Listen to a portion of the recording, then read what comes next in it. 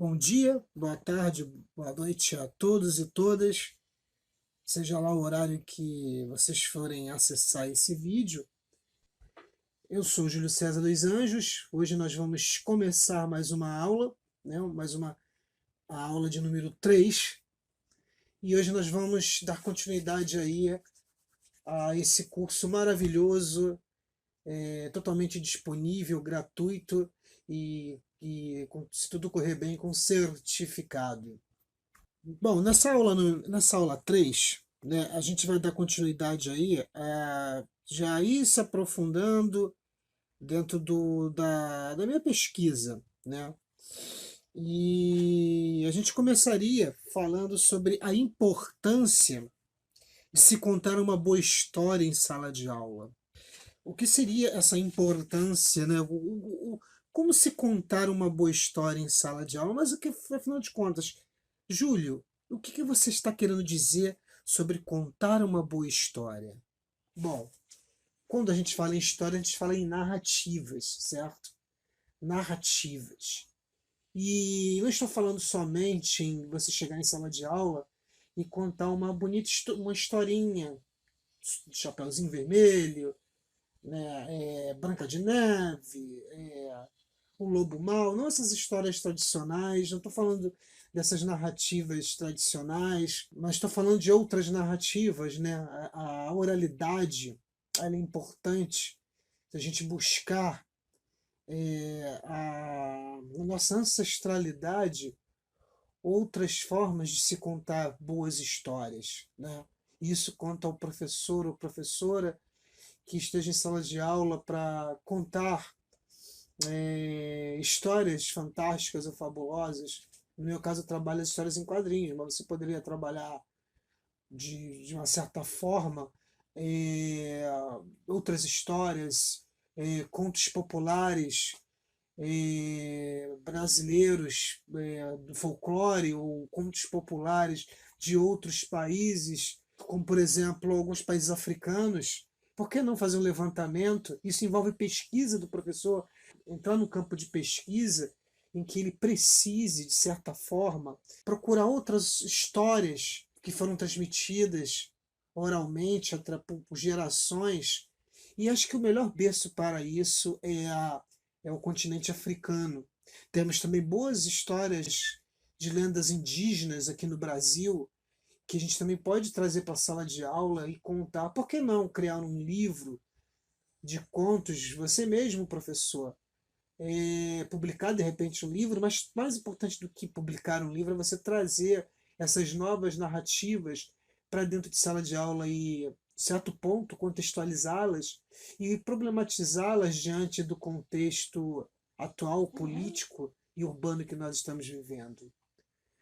Bom, de antemão estou aqui deixando claro para vocês, que eu esqueci de avisar no início da aula, que qualquer barulho externo, infelizmente, eu não tenho um estúdio para ir, equipado para me isolar do mundo, então estamos sujeitos a todo tipo de fatores externos, como por exemplo o latido dos meus cachorros.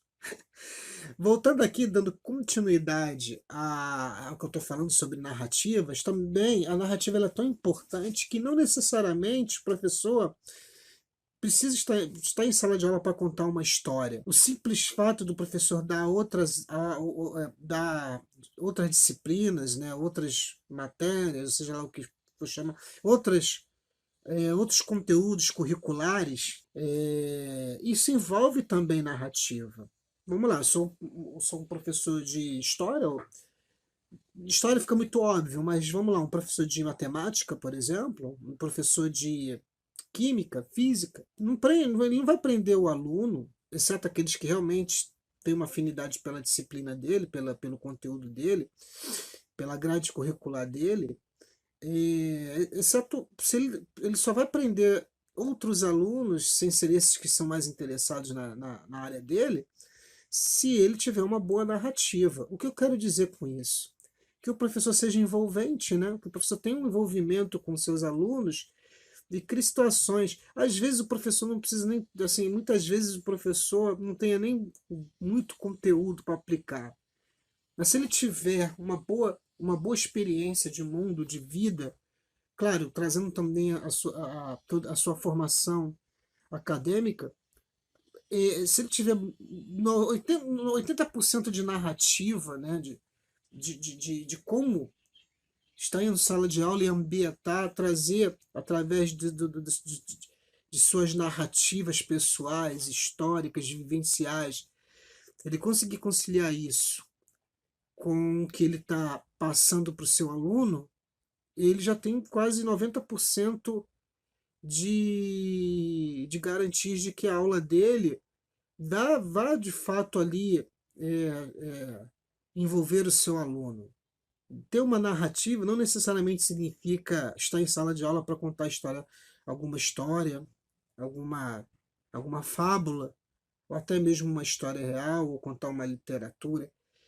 Ter uma boa narrativa também envolve você seduzir o seu aluno com a sua paixão quanto professor, quanto o seu dever professor. Então, assim, eu acho muito interessante, muito importante.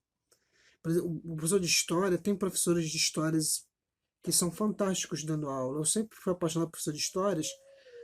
Não só. Eu tinha uma professora de história que ela era fantástica para mim. Ela me envolvia com a forma como ela contava apaixonadamente o que ela sabia, o que ela tinha para nos passar, e eu viajava no tempo com ela. E eu acho que é isso. Acho que o professor ele é ali um, um xamã, né? Ele é uma entidade, ele é um Exu em que ele traz, em que ele leva e traz a mensagem. Ele tem que ser o agente de transcendência daquele aluno.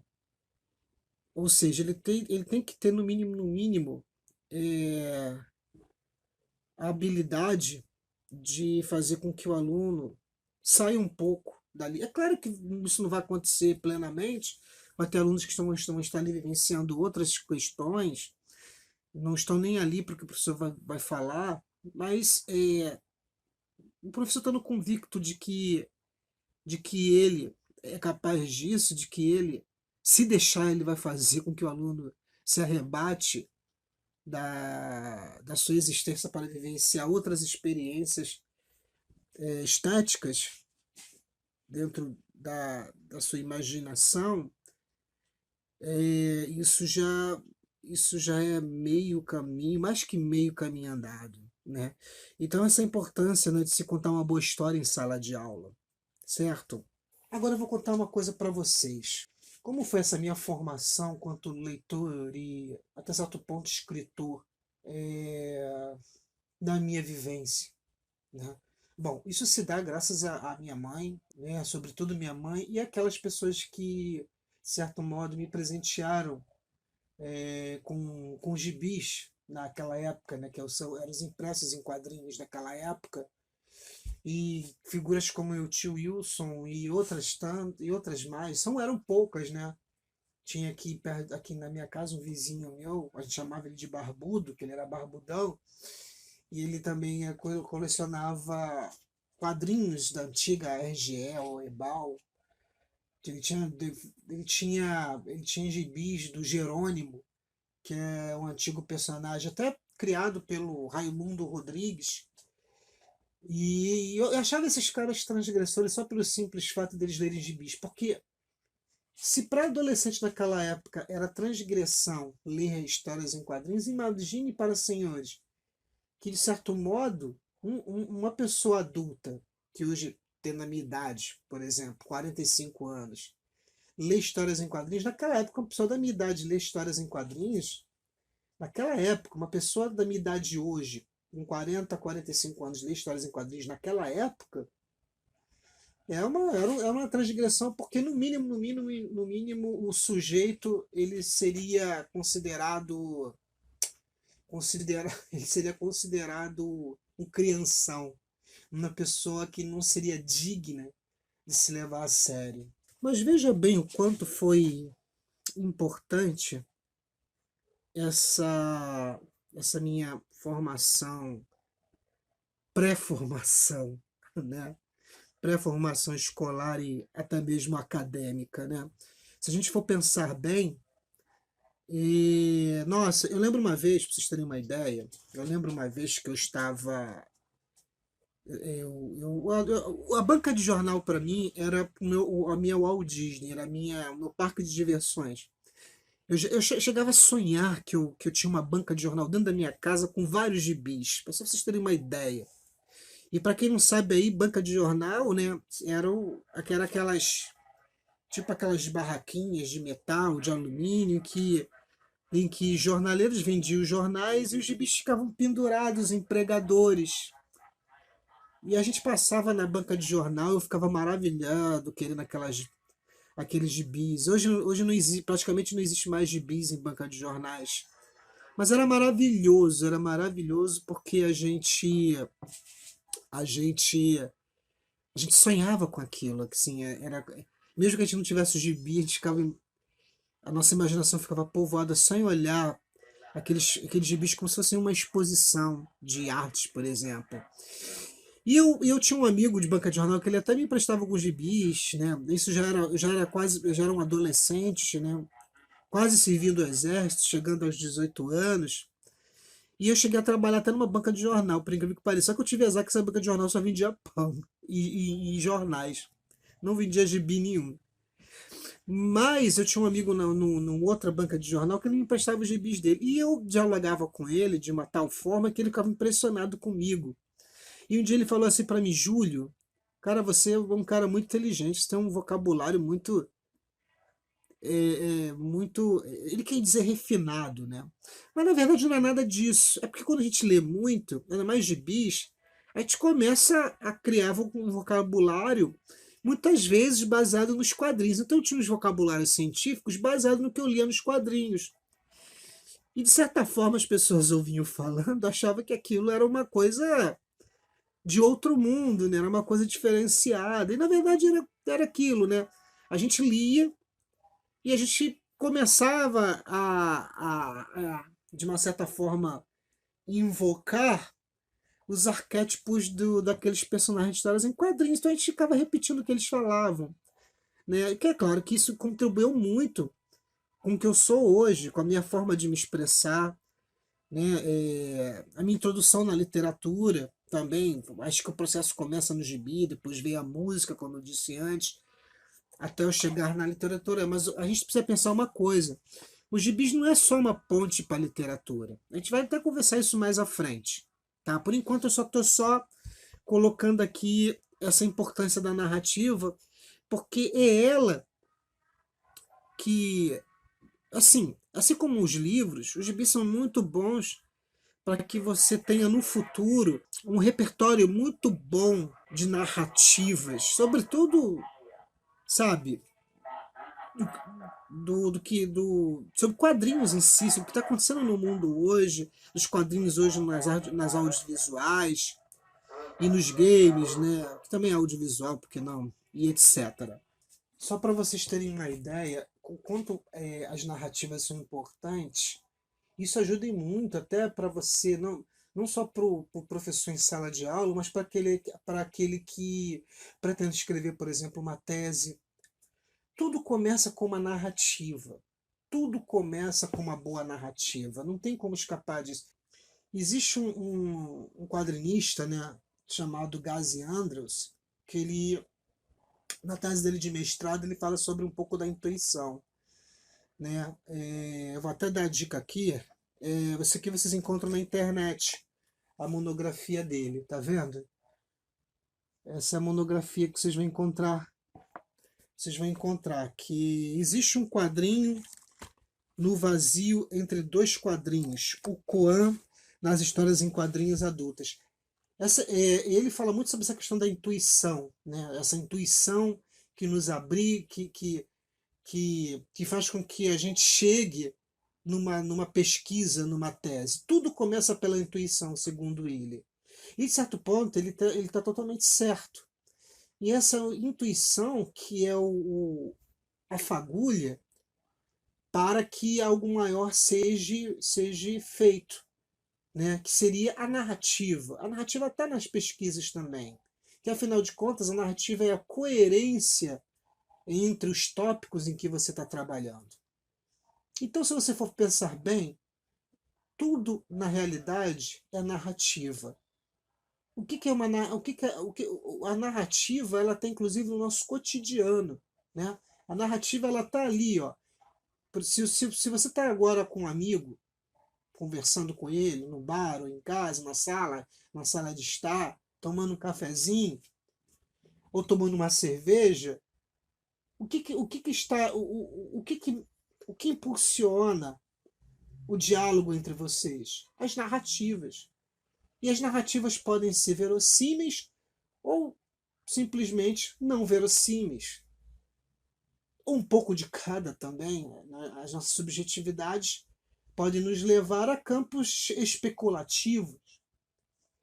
Então, as narrativas. Então, a gente é regido na nossa comunicação pelo barco das narrativas que vai nos levar a fatos e aos não fatos. Eu tenho uma colega lá onde eu fiz o curso, onde eu estou concluindo meu curso, chamada Lisa Miranda. Se ela estiver vendo esse vídeo, eu ainda quero muito ler o trabalho dela final de curso, mas o pouco que eu tive contato com o trabalho dela, ela fala sobre teia, né? Sobre essa teia de narrativas, de histórias, sobretudo no universo feminino, e é como se você fosse ali tricotando, criando uma concha de retalho de histórias, de vivências. E acho que é isso que são as narrativas, no modo geral. São tear de histórias. É um tear de uma história que vai se conectar com outra história e vai se conectar com outras histórias e que vai gerar ali um link, um universo de teias de várias histórias que, de certo modo, se interligam. E essas histórias são as vivências, sejam elas no campo imaginário ou no campo das experiências humanas. E é por isso que eu falo para vocês do papel importante das narrativas ilustradas, que é um outro ponto que eu quero chegar. Sobretudo na questão da pedagogia. Eu falei na aula passada, eu e os meus colegas, lá dos primeiros anos do ensino básico, que a gente chama de Fundamental 1, a gente, antes de aprender a ler, né, nós tínhamos lá os nossos processos de alfabetização, que eu vou falar daqui a pouco, mas também tinha um momento das historinhas de livros ilustrados. Eu até tenho aqui na biblioteca, sabe, com aqueles livrinhos com ilustrações, né? Ele é um híbrido, né, de imagem escrita, mas não é histórias em quadrinhos, são as historinhas clássicas, são os antigos livros de histórias, né? Em que a professora ela chegava, sentava, botava a gente na rodinha, ou até mesmo a gente sentado naquela velha tradicional forma de cadeiras, né, enfileiradas, mas enfim, isso não importa. Ela chegava e contava a historinha, lia a historinha pra gente, né? Vamos supor que isso aqui seja a historinha. Aí ela contava a historinha lá, naquela época ainda era as histórias tradicionais, de Chapeuzinho Vermelho, essas coisas. Ela ali mostrava a figura pra gente. O que que acontecia? O que que acontecia? A gente ouvia aquelas histórias e ela, quando ela mostrava a imagem, era meio que uma complementação, uma continuidade daquilo que a gente ia imaginar. E quando eu disse para vocês que pra gente era o nosso ponto alto, era a melhor coisa pra gente. Por quê? Porque era um momento em que a gente podia estimular nossa imaginação, em vez daquele processo todo de sempre incutir na gente que a gente tem que, tem que consumir. Naquele momento, a oralidade da professora, junto com a narrativa do objeto livro ilustrado, ele meio que se complementava e, ao mesmo tempo, ele se abria para a gente, permitia que a gente complementasse aquilo que a professora lia para a gente. Era mais ou menos o que minha mãe fazia quando lia as histórias em quadrinhos para a gente. Ora, as histórias em quadrinhos são imagens são imagens que a princípio parecem ser estáticas, mas elas são sequenciais, certo? Mas veja bem, elas são estáticas ainda para alguém que ainda não tem o superpoder da leitura, certo? Quando você passa a ler, você passa a dar movimento às imagens. Você passa a dar movimento às imagens. Era o que a mamãe tentava fazer para a gente naquela época, para mim e para o meu irmão. A gente via aquelas imagens estagnadas com esses balãozinhos intraduzíveis para a gente, que para a gente não era muito diferente dos hieróglifos egípcios. E aí, maravilhosamente, ela ia decifrando, ainda que do jeito dela, aquelas imagens com aquelas letras, que também eram imagens para a gente. E a partir daquilo a gente complementava a imaginação, dando movimento àquela história com aqueles elementos que estavam, até certo ponto, estagnados. Então, esse é importante, esse processo de contação de história. Não importa se você está usando uma história em quadrinhos, um livro ilustrado, na verdade tudo é gráfico. Você é o médium, você é o mediador que vai fazer com que o seu ouvinte leitor possa dar continuidade. Eu estou falando continuidade no processo de leitura. Porque também o ouvinte leitor, assim como você, mediador, professor, contador, contadora de história, você é também parte dessa engrenagem, mas quem vai dar continuidade para que aquela história ganhe uma nova vida, se reviva, é o seu leitor ouvinte. Porque é ele que vai complementar. É ele que, através da imaginação e de sua subjetividade, ele que vai dar sequência através de sua ampliação perceptória do mundo e daquilo que ele tá consumindo naquele momento. Então você vê o processo de leitura, mediação e leitura através do mediador, ele é cíclico. Ele não é piramidal, como a gente falou lá, falando de outras questões sociais, mas aqui pode se aplicar em termos de dinâmica, né? Ele é circular. Então, gente, é importante sim a gente ter essa consciência de que nós, contadores de história, ou mediadores, ou até mesmo professores de nossas respectivas áreas, é importante, sim, o fio está atrapalhando aqui, é importante a gente ter essa consciência de que é um processo, um ciclo que precisa ser complementado. Nós damos vida à imagem, texto, texto, imagem, nós a invocamos, né?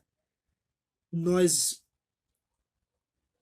trazemos à vida, né, aquelas imagens, textos e textos imagens para o nosso leitor ouvinte, e o nosso leitor ouvinte vai também vivenciá-lo nesse rito. E hoje nós temos uma coisa muito interessante. Nós não estamos mais só nesse suporte. Nós hoje temos à nossa disposição inúmeros suportes. Hoje nós temos o celular, nós temos o notebook, o tablet, nós temos ainda o velho papel, por que não? nós temos as redes sociais, nós temos a própria internet como um todo, nós temos os videogames, nós temos os serviços de streaming, nós temos várias e várias infinitas possibilidades de trazer essas narrativas para dentro da sala de aula, ainda que você não tenha equipamento, que isso não é a desculpa do professor. Não é desculpa você, professor, falar assim, poxa, mas como é que eu vou levar uma série de streaming para a sala de aula se eu não posso, se eu não tenho equipamento da data show, essa coisa. Eu tive a sorte de desenvolver as minhas leituras imersivas por causa do colégio, mas se fosse um outro colégio que não tivesse recurso, eu teria desenvolvido outras formas de trabalhar. Quer ver um exemplo? Na sala de aula, toda vez que eu ia para o cinema, e eu falei isso na última aula, toda vez que eu ia ao cinema, eu chegava em sala de aula e falava para o aluno, e os alunos me perguntavam, professor, como é que foi o filme? O senhor gostou do filme? O senhor gostou do Guerra Infinita? E eu chegava lá e a minha aula era falar sobre os filmes de quadrinhos. Olha só que interessante. E ao invés de só você falar, como eu falava, você também poderia inquirir os alunos. Ah, eu gostaria que cada um viesse. Vamos fazer um semináriozinho? Vamos lá, fazer um seminário?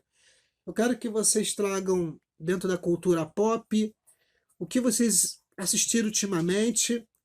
E eu queria que vocês fizessem uma apresentação aqui do que vocês gostaram, acharam mais relevante. Aí pode ser infinitas possibilidades. Pode ser gibi, pode ser pode ser uma série de streaming, pode ser uma ida ao cinema, pode ser um videogame. Ah, eu quero falar sobre o Kratos do, do Deus da Guerra. Legal. Eu já fiz esse tipo de trabalho, já fiz, eu aprendi muito. Tinha séries que eu nem sabia. Tem uma série chamada Minecraft. Olha, quando você. Eu até cheguei a vender essas camisas Minecraft na rua. E eu não sabia que havia todo um universo, toda uma mitologia em que envolvia esses personagens de Minecraft, que são personagens de videogame, hoje eles atuam em outras plataformas. E foi através de um desses seminários que eu aprendi com meus alunos o quanto esse universo Minecraft era complexo. A propósito, para os professores de matemática, até de artes visuais, é interessante trabalhar Minecraft no campo da visualidade ou da matemática, da geometria, ou sei lá, das exatas. É muito importante. O Minecraft é legal. Por exemplo, o Minecraft, como eles são figuras, né, geométricas, você pode trabalhar o cubismo, por exemplo, para as artes visuais, né, que é a minha área. Então, assim, é interessante, fica a dica. Então, hoje, nós temos inúmeras possibilidades de trabalhar isso em sala de aula, e mais do que isso, os alunos fazem parte da cultura pop. Eles não estão alienados da cultura pop. Em algum momento eles estão consumindo cultura pop. Né? Enquanto professor, pode explorar isso, independente se é artes visuais, se é letras. Cada professor ele deve buscar uma forma transdisciplinar, como disse agora há pouco, por exemplo, de trabalhar na área das exatas, os Minecrafts, por exemplo. Há muito que se aprender na cultura pop, muito que se trabalhar na cultura pop. Então eu posso dizer para vocês seguramente que a imagem e a música tiveram um papel relevante na minha formação de mundo, na minha alfabetização, tanto da letra quanto também da alfabetização da imagem. Muito embora hoje a gente ainda está em constante processo de alfabetização de imagem, das imagens, né? Mas assim, acho que o mais importante aqui é deixar claro que essas possibilidades estão muito abertas, muito abertas. A música, ela é também imagem. Na verdade, tudo é imagem. Quando eu falo com vocês aqui, nesse momento vocês estão criando uma imagem. Vocês não estão o tempo todo ligados à minha imagem nesse vídeo. Vocês estão criando outras imagens conforme eu estou estou aqui traçando minhas narrativas em relação aos conteúdos que eu estou aplicando aqui. E assim é a música. A música, quando nós estamos ouvindo, mesmo que ela seja em outra língua, não nos impossibilita de ouvi-la quando nós estamos parados, sem fazer qualquer outra atividade, só relaxados. Ainda que ela seja instrumental, nós criamos sim imagens baseadas naquela música ou naquelas músicas. Todo mundo já fez isso. Nossa mente é tão poderosa que nós criamos imagens até quando estamos dormindo. Então, nós, quanto seres humanos, nós somos regidos, em essência, por imagens do inconsciente, do inconsciente, e entre a consciência e a inconsciência também.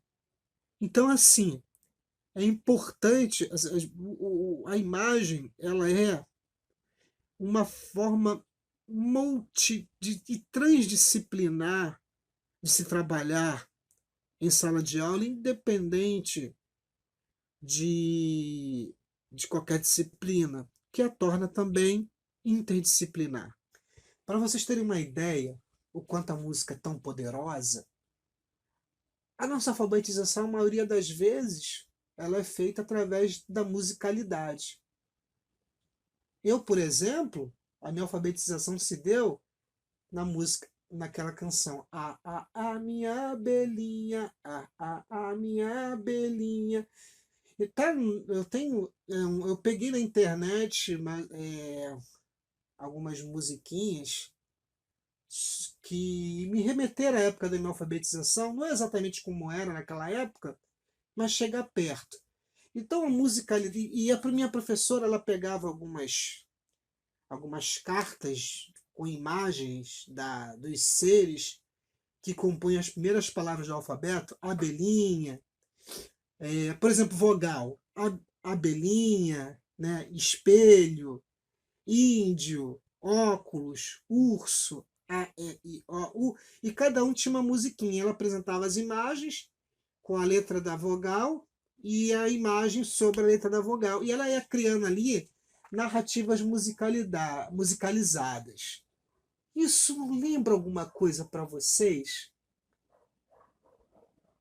Oralidade, musicalidade, em que nos remete à nossa ancestralidade diaspórica africana.